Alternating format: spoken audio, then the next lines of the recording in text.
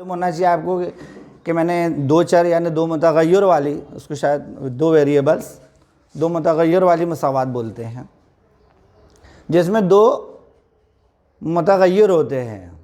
मुतगय्यर किसको बोलते हैं?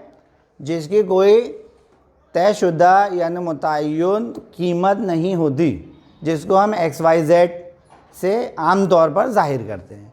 कभी कभी T से भी ज़ाहिर कर देते हैं, ABC से भी ज़ाहिर कर देते हैं, और PQR से भी ज़ाहिर कर देते हैं।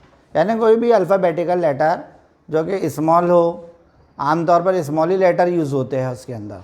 कैपिटल लेटर तो शायद मेरे देखने में नहीं आया है, उसके लिए स्मॉल लेटर ही यूज़ होते हैं जो मुतगय्यर रकमें होती हैं आपकी वेरिएबल्स। तो वेरिएबल्स वो होती हैं जिनकी कोई कीमत नहीं। जैसे अब 3 है तो 3 एक मुकम्मल अदद है, 3 कभी 4 नहीं हो सकता, वो 3 ही रहेगा। कहीं भी लिखेंगे अपन, कहीं भी पढ़ेंगे, अमेरिका में भी अगर 3 लिखा जाए तो 3 पढ़ेगा वो, 3 में 2 प्लस करेगा तो 5 करेगा वो। लेकिन अगर वेरिएबल्स है तो वेरिएबल्स की कीमत बदलती रहती है। आपने देखे होंगे क्वाड्रिक इक्वेशन जो मुरब्बी मसावात है, उसमें x की कीमत आपने देखे होंगे, कभी -2 आती है, कभी 5 आती है, कभी 1 आती है, कभी 2 आती है कि नहीं आती है ना। इसी तरीके से दो वेरिएबल्स यानी दो चर वाले मसावात, दो मुतगय्यर वाली जो ख़त्ती मसावात है। अब ख़त्ती मसावात किसे कहते हैं? ख़त्ती मसावात वो होती है जिसमें वेरिएबल की जो पावर होती है, क़ुव्वत होती है, वो 1 होती है। उसको अपन ख़त्ती मसावात या रैखिक समीकरण कहते हैं, जिसकी क़ुव्वत 1 होती है। ये पता है ना आपको, ये ऑब्जेक्टिव में भी आता है कि ख़त्ती मसावात क्या ये ख़त्ती मसावात है, या ख़त्ती मसावात का एक एग्ज़ाम्पल दीजिए, है ना। तो अब इसके अंदर जो दो ख़त्ती मसावात है उसमें दो मुतगय्यर होंगे, एक x होगा एक y होगा, तो उसमें x और y दोनों की कीमत हमको निकालना पड़ेगी। दो ख़त्ती मसावात है वो। जैसे हम पॉलिनोमियल यानी कसीर रुकनी की बात करें तो कसीर रुकने में केवल आपको x की वैल्यू निकालना पड़ती है जो कि हमारा सिफर कहलाता है। वो सिफर की वैल्यू हमको मालूम करना पड़ती है ना पॉलिनोमियल्स में, कसीर रुकनी में। लेकिन और उसी से हम कनेक्टेड अगर पॉलिनोमियल चैप्टर लें और मुरब्बी मसावात का चैप्टर ले, क्वाड्रिक इक्वेशन वाला जो 4th चैप्टर है शायद आपके कोर्स में, तो ये एकदम बहुत सेम है लगभग, क्योंकि इसके अंदर भी हमको जो ज़ीरो की वैल्यू निकालना पड़ती है, जो सिफर की कीमत निकालना पड़ती है, तो वो अज्जाए ज़रबी के तरीके से यानी फैक्टराइजेशन मेथड जिसको बोलते, गुणनखंड विधि हिंदी में कहते हैं उसको, गुणनखंड विधि है ना, फैक्टराइजेशन मेथड, ये आपके इसमें भी काम आएगा। ज़ीरो की वैल्यू मालूम करने में हो सकता है 2 नंबर या 3 नंबर का शायद उसके अंदर क्वेश्चन हो कसीर रुकनी में।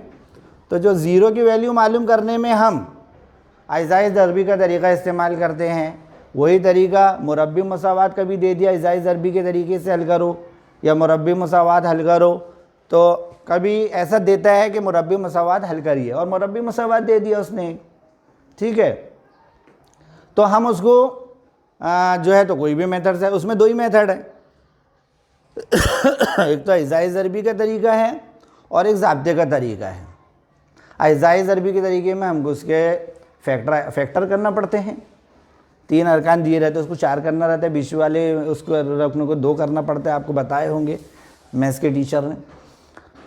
और मेथड जो ज़ाब्ते वाला तरीका है उसमें ज़ाब्ता लगा कर हल करना पड़ता है, ठीक है।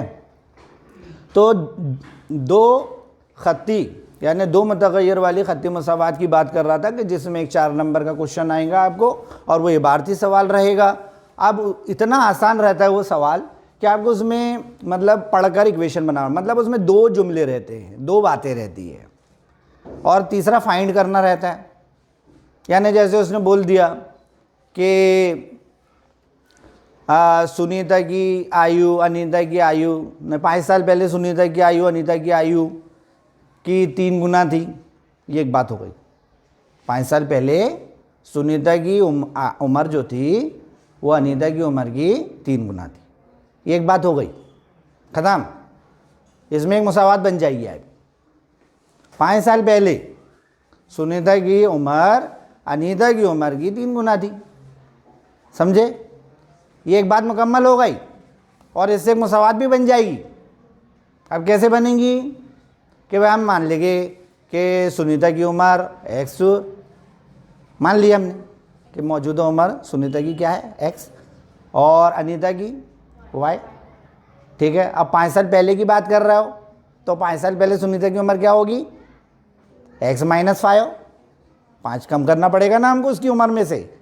और अनीता की उम्र क्या होगी वाई माइनस 5, उसमें से भी कम करना पड़ेगा ना भाई, दोनों की उम्रें हैं 5 साल पहले की। ऐसा नहीं है कि हमने सुनीता की उम्र तो 5 साल कम कर दिया, अनीता की उम्र करे ही नहीं, तो वो तो उसकी मौजूदा उम्र है। बात तो 5 साल पहले की कर रहा हो तो हमको x में से भी 5 माइनस करना पड़ेगा। 5 साल पहले सुनीता की उम्र क्या होगी x माइनस 5 और 5 साल पहले अनीता की उम्र क्या होगी y माइनस 5। अब सवाल के मुताबिक क्या बोल रहा हो कितनी होगी 5 साल पहले कितनी होगी सुनीता की आयु अनीता की आयु की 3 गुना। तो गुना क्या होता है गुना, जैसे 3 का 2 गुना कितने हो गए 6, 3 का 3 गुना 9, 3 का 4 गुना 12, यानी अपन गुना को यानी ज़रब दे रहे।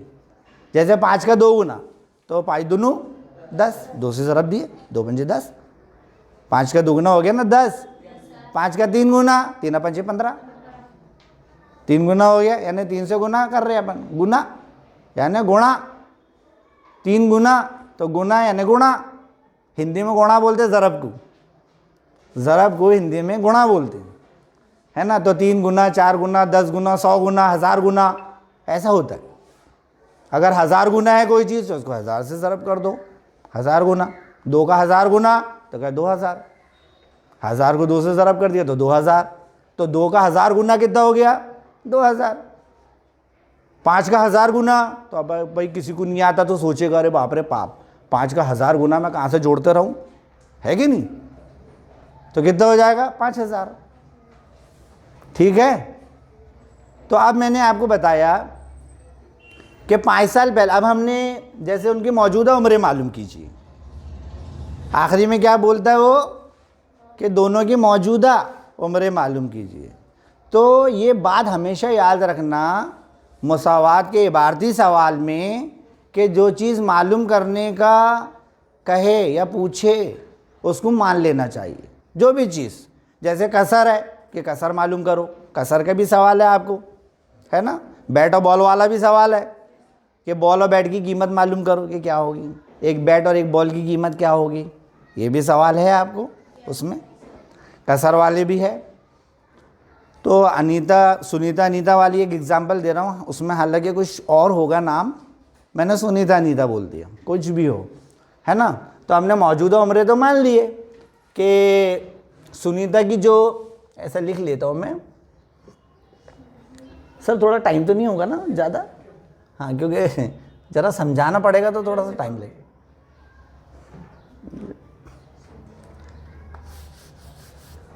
क्या है चौक चलाने की आदत है, हाँ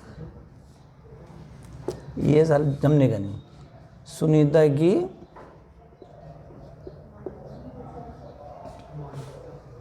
मौजूदा उम्र x और